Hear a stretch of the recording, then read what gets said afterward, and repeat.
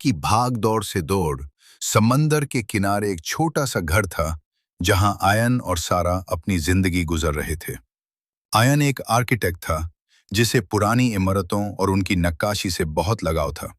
वो अक्सर घंटों बैठकर मस्जिदों के गुंबदों और मेहरबों के डिजाइन बनाया करता था। उसका मानना था कि हर पत्थर की अपनी एक कहानी होती है। दूसरी तरफ सारा एक जर्नलिस्ट थी। उसे लोगों से मिलना और उनकी अनकही दास्तानों को दुनिया के सामने लाना पसंद था।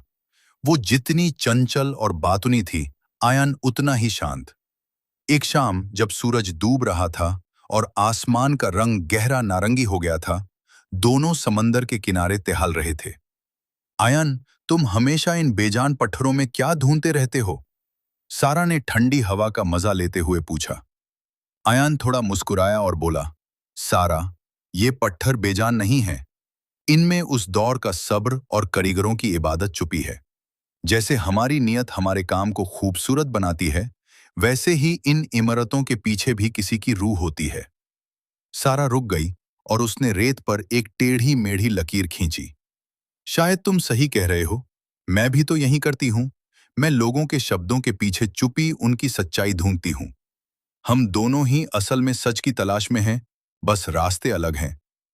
मगरिब की अजान की आवाज गूंजी तो दोनों के चेहरे पर एक सुकून सा आ गया। आयन ने सारा की तरफ देखा और कहा, रास्ते अलग जरूर हैं, पर मंजिल तो एक ही है, सुकून और खुदा की रजा। उस शाम उन्होंने नमाज के बाद साथ बैठकर चाय पी और ढेर सारी बातें की। उनके बीच का ये रिश्ता भी उन पुरानी इमारतों जैसा ही था, मजबूत, खूबसूरत और दुआओं से